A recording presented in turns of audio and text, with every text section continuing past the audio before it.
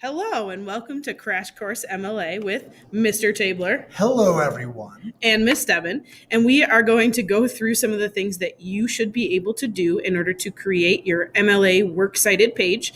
You'll be able to do so using EBSCOhost and Noodle Tools.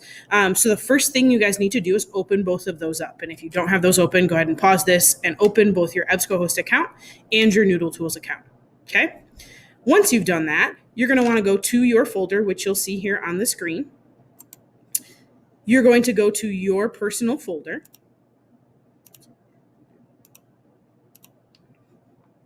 And you're going to start to look for the articles that you've already saved to your folder. When you're doing that, you're going to start to transfer some of the information that you see in EBSCOhost to our Noodle Tools project. So if you look at this first article, you'll see that there is an academic journal label next to it. You're going to click on the article and open that particular article up. And you'll see here that it says article. So now I'm going to go back to Noodle Tools. I'm going to go to the sources tab in my project. And when that loads, you're going to hit create new citation. You're going to get this lovely little box in the middle, and you're going to use the first 3 tabs anytime you're citing something in our class. What you've used the last couple of days has all been on EBSCOhost, which is a database. And then in the next couple of days ahead, you'll either find print sources or website sources, and you'll use one of these 3. Remember, when you use websites, score them with page 9 of your packet. So since this one is a database from EBSCOhost, I'm going to click on that. And you're like, well, how do I pick one of these things? How do I pick one of those things, Mr. Tabler? Well, first off, we have to find out what it is. So I think we said it was an academic journal, right? We did. Let's double check. Look at that article. Academic journal, as we can see, it's got a volume and an issue, which means it's probably a journal. All right, so I'm going to go back and click on journal. But here's the nice thing. You don't have to fill in all of this information. Really? I know. Isn't that nice? Wow. So I'm going to go back to EBSCOhost. And over here on the right-hand side, I'm going to click on Cite. Here's the beautiful thing, Mr. Tabler. They already did all the work for us. That's true. All the citation forms are right there, even Harvard, which is super smug. Wow. So we're going to highlight this, and I'm just going to highlight the actual MLA formatting. I'm going to hit Control-C, or copy. And then I'm going to go back to Noodle Tools. And instead of filling in all of this crazy jargon, I'm going to click on Copy and Paste a Citation. Well, I know, so fancy. I'm going to hit Control-V, and that's going to paste it in there. And then what else do I need to do, Mr. Tabler? Well, at this point, now we've got this citation here. We need to make sure this citation is correct. How do I do that? So the first thing that we need to do is, one, we can go ahead and save this. We can actually see what the citation is going to look like without all the green nonsense. Okay. Click Save. Done. Okay. So now what has happened is this citation is now showing up inside of all of our sources. So the first thing we need to look at is, one, if this is actually coming from a database, it should let us know what the database is. Because for the most part, if we just have the information and we just include this journal here, this will be all that information, but that's not actually citing it. Because in MLA 8, we don't just have this information, we also have to have this, because we call this a container. So there's 2 ways that we can go about this. One, you could just have the format memorized, which is probably not reasonable here. However, there's a great place that we can go to check this out. We call it the Purdue OWL. OWL stands for Online Writing Lab, but you can imagine that it's actually a bird. Wow. Hoot hoot. And here we've got the MLA guide. So if we click on this, over here it's got all the citation formatting and sources that we need. That's fancy. So that means I never have to ask my teacher a question. That is true, as Right. long as you just go That's to the amazing. OWL here. And the best part about the OWL is it's always updated and it's always correct. So we go over here to periodicals. Now, periodicals, this is a word that's going to show up a few times that you have. Periodicals just mean it's something that's released periodically, like every week or every month or every 2 months. And you learned new vocab words today. There we go. Wow, so nice of us. So we're going to move down here. Now you'll see you've got articles in a magazine, articles in a newspaper, reviews, editorial letters, but we want to look for scholarly journal. That's what we're looking at here. It's the scholarly journal part that we're operating with. So the big part is we just know the format. Authors, and then a period. So let's go back to our source here. Christina Ham Peterson, and a period. That's great. Okay, title of article in quotation marks.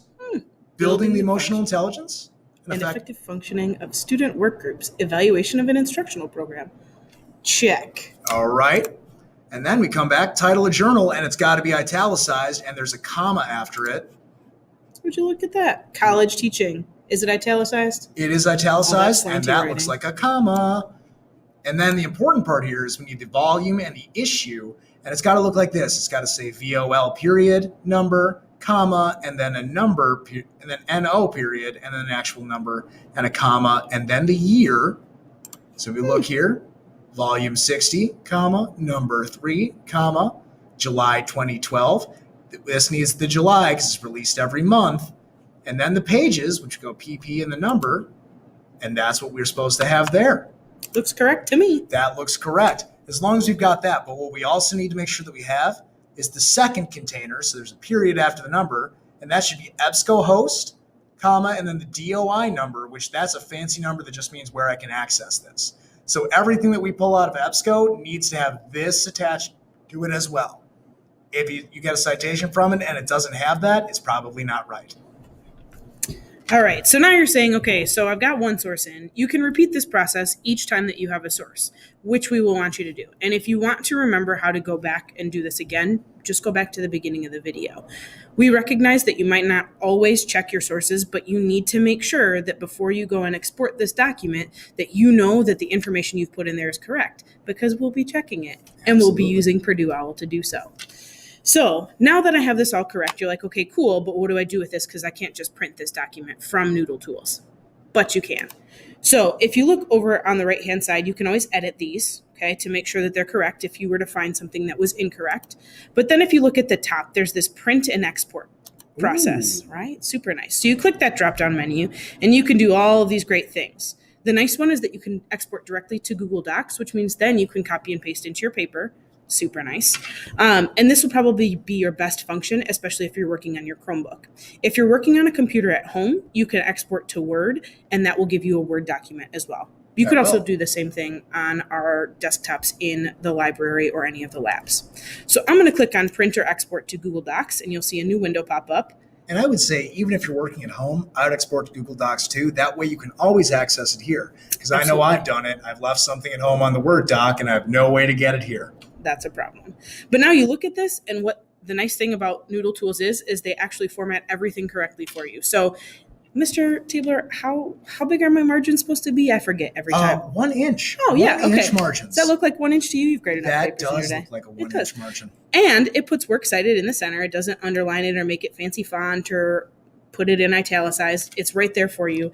And what this will actually do also, if I had more citations in here, is make these alphabetical, which is exactly what I'm supposed to do in Noodle Tools. Right? Yes, it is. All right, perfect. So the next thing I could do is print this or copy it into my paper.